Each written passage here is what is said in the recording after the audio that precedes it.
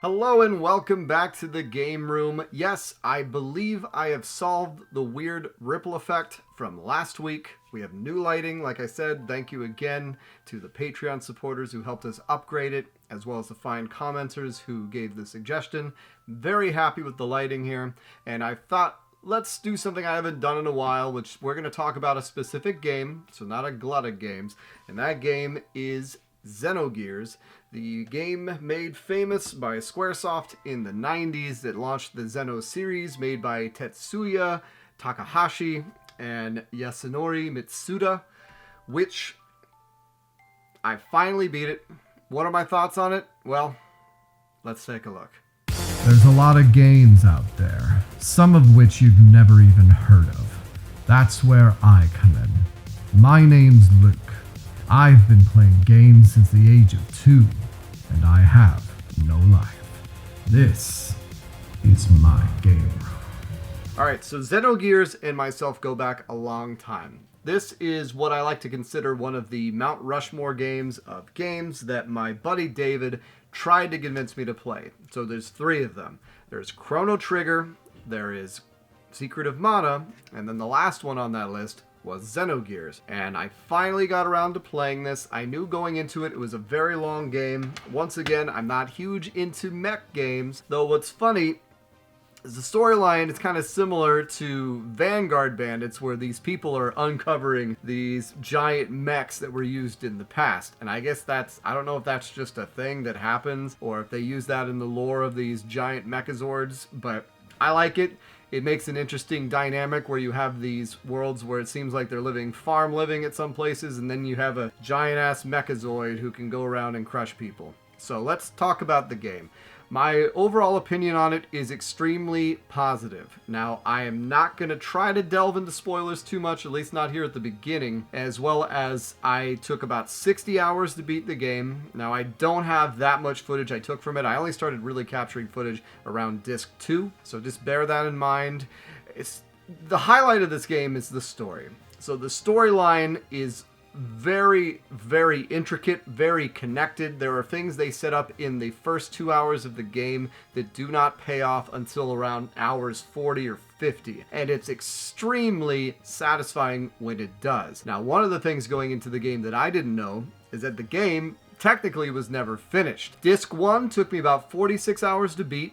It's essentially your storyline from the beginning of the game up until when you have a big confrontation with Solaris, which is the people in the sky who kind of control the lambs, as they call them, on the ground. But then disc 2 is the rest of the game almost told in a slideshow fashion. And at first, I had mixed feelings because I was relieved that it was really just cutting to the core. We can get to the story and get to the game over. And then after about an hour into it, I was annoyed because it really just felt like Game of Thrones Season 8 where, oh, and then this bad guy showed up and then was disposed of, and then this bad guy showed up and then was disposed of. But luckily, and I'm guessing, because at the time I'm like, how is this game so revered if this is what happened? It pulls you back, because once again, it set up so many fine ideas and so many things that you don't know how they're going to connect or how they're going to land or how it's going to resolve, but it resolves in a very clever and satisfying way.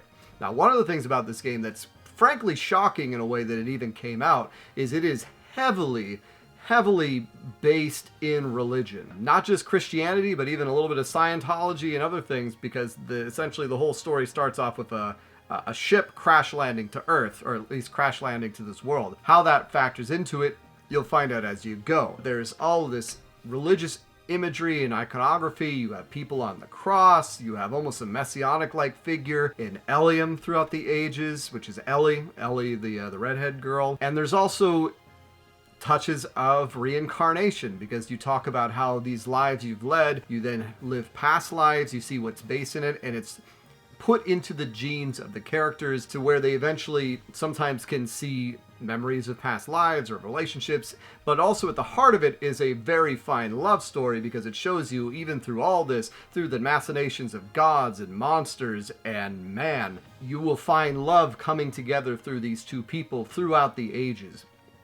And that's why it's hard to get into this game without touching on the story, but also it is a very beautiful story, and at the same time could have gone on forever. Like I said, the 46 hours to beat Disc 1, Disc 2 almost certainly would have been another 2 discs worth of content. You do so much. Now you have, I believe, 8 playable characters that join your team, one of which you can name, which is a little, of course they always have the cutesy, these are called choo-choos. Each one of them is introduced and woven throughout the tapestry of the game. You have Faye, the main character. Sometimes he actually is out for periods of time, which is nice because you get to know Bart and Rico. And Kaiten, which Kaiten is one of the most interesting characters. The whole time, you're not quite sure where he's leading you, because early on they show that he's actually working with one of the bigwigs in Solaris. But then, throughout the whole game, it seems like he's genuinely on your side. And how does that resolve? Well, in a very nice way. You have Maria, who is dealing with the fact that her dad was the person responsible for integrating humans with mechs, and then you have the whole Omnigears versus, and then the eventual reveal is Xenogears. And unfortunately, because of the way Disc 2 is structured, there are certain story beats that just get elided over. There's a civil war that's really important in the first disc that pretty much gets resolved in about 5 seconds in the second disc. And other things such as there's cities that fall out of nowhere that you really don't ever touch base on. There's one character in particular, Esmeralda. She unfortunately gets a truncated storyline that never really gets touched on, and actually has a nice story beat to it that is in an optional dungeon at the lighthouse towards the end of the game, because throughout all of Disc 2 you're going to these relics, you're going to these areas, and finally, they unlock the ability to traverse through the world like you had almost the entirety of Disc 1, and that's really one of the only optional things you can do. But all in all, phenomenal game, very interesting, very much thought-provoking, and makes me want to lean into looking at some of the games like Xenosaga, and also make me maybe want to look back at Xenoblade, though it's funny, it's made by the same creator, but it does not weigh so heavily into the waifu anime-ness of Xenoblade 2, which I think is a strength. I think it's a very good strength, and the music is terrific, especially the music box song, which I think when you beat the game they actually add lyrics to it, is hauntingly beautiful and probably one of my favorite parts of the whole game.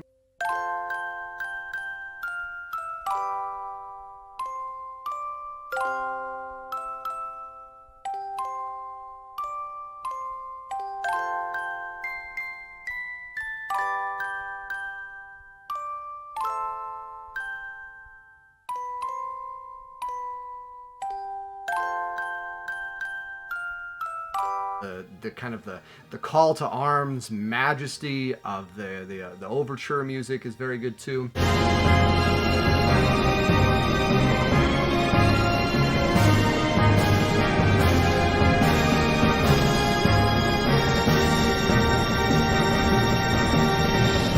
Not all of them are great, and it's also very reused. There's not too much music, but the music that they do use is very effective. Now, where do I think the game falters a little bit? Ironically, my least favorite part about the game tends to be most of the gameplay, and that's the combat and then the dungeon traversal.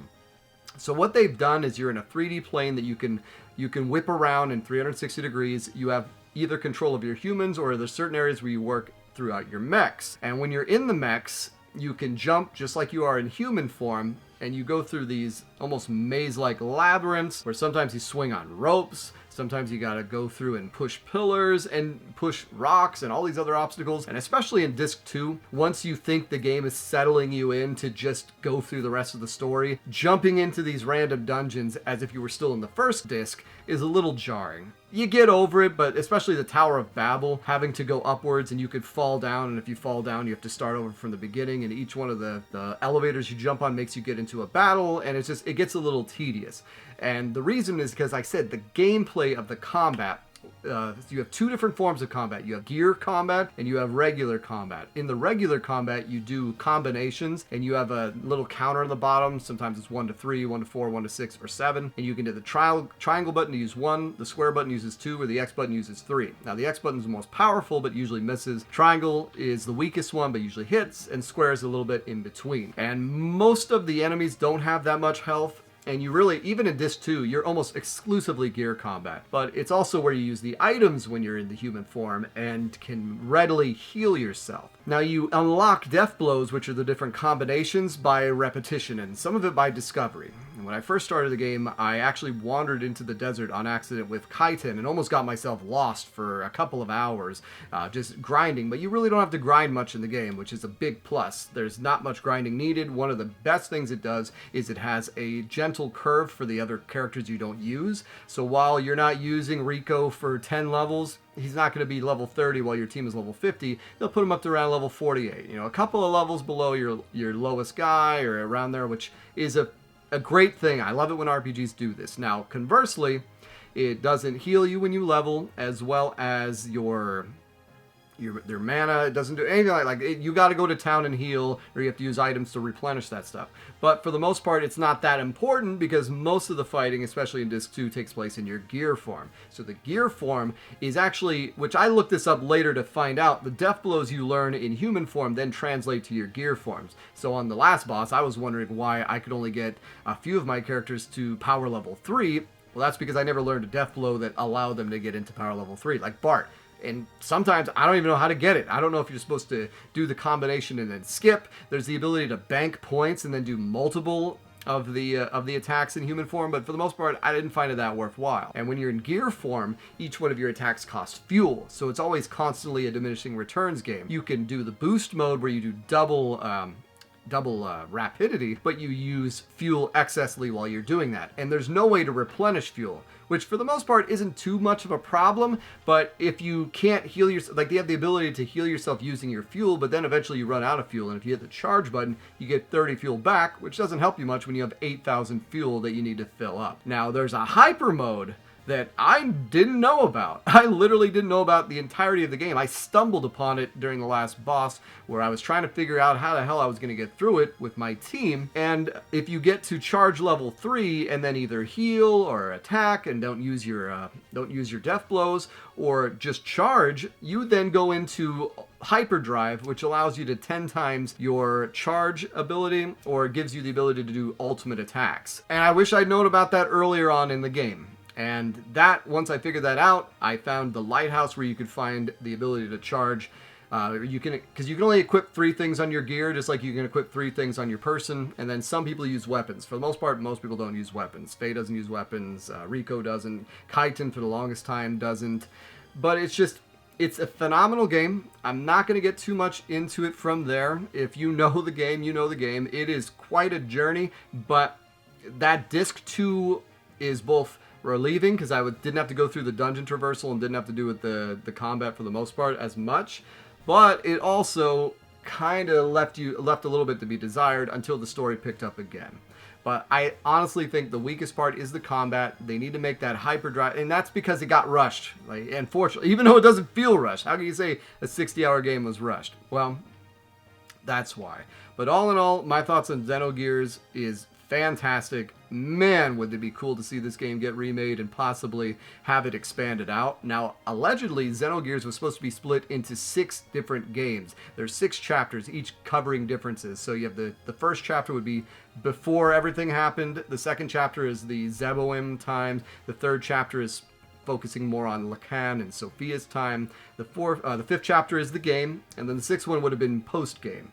But, hey, what are you going to do? They moved on to the Xenosaga series, which allegedly, I believe, that was using ideas they would have used in the first part, which I'm not even getting into the whole why they got to the Earth, but it is very, like I said, especially with the religious aspects, it is interesting to think of how that all plays out, which, if you know, you know. And if you'd like a different video where I go into some more of the stuff, more of the spoilery stuff, let me know. Maybe I'll just make a bonus video of that, not going in too deep, because it's super interesting.